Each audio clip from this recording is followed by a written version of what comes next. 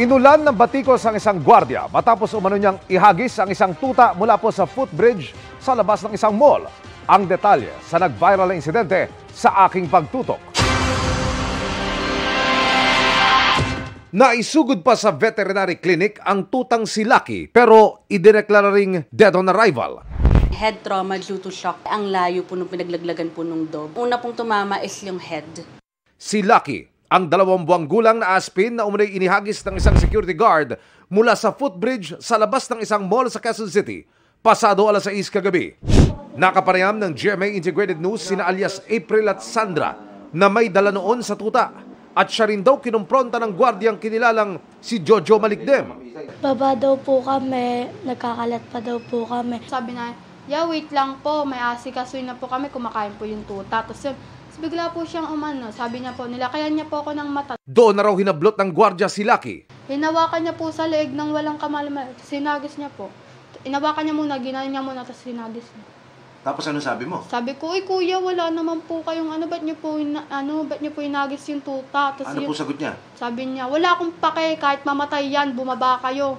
Nakuna ng mga litrato ng netizen na si Janine Santos na dumaraan noon ng maganapang insidente, pinost niya ito at agad nag-viral sa social media.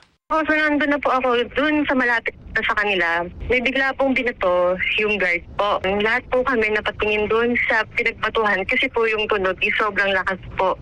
Nang kanilang silipin ang paanan ng overpass, doon na raw nila nakita ang kawawang tuta.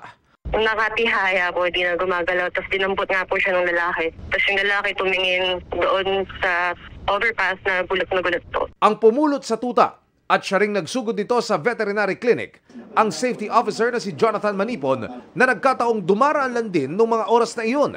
Malakas, medyo mataas po yung footbridge eh. Talagang bulag tayong aso na nangisay ka agad. Wala ka maririnig na iyak kasi nga yung pagkabagsak parang biglang lagot siya ng hininga, nalagotan ng hininga. Ang security guard agad namang sinita ng nakakitang concerned citizen na si Boji Garcia. Bakit mo ginawa yun? Gumanon ako sa guard. Ngayon, yung guard, biglang nagsalita siya na wala kang pake, ganyan. Sabi ko, mali yung ginawa mo. Dahil unang-una, bata yung kaharapan mo. Bakit mo ihahagis yung aso nila? Kinakatuwiran niya sa akin, nasagi lang daw po niya yung aso, kaya nalaglag. Ayon kay Garcia, binitbit niya ang gwardya sa security office nito at doon niya inireport ang insidente. Ang Animal Kingdom Foundation naghahanda na raw para sa pagsasampa ng reklamo laban sa gwardya.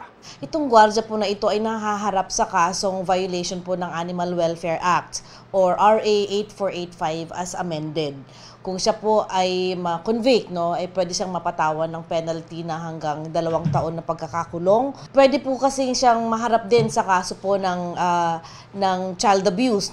Ang pamunuan ng SM North EDSA kinundi na rin ang pangyayari. Ang security guard sinisanti na raw at hindi na raw pwedeng magtrabaho sa alinman sa kanilang mga mall sa buong bansa. Sinabihan na rin daw nila ang security agency na pinagbulan ng gwardya na imbestigahan ang pangyayari. Sabi naman ng RJC Corporate Security Services Incorporated, nakikipagtulungan na sila sa mga otoridad sa pag-iimbestiga. May sarili ring investigasyon ng Quezon City LGU. Sinusubukan pang kunin ng GMA Integrated News ang panig ng gwardya. Para sa GMA Integrated News, Emil Sumangil, nakatutok 24 oras.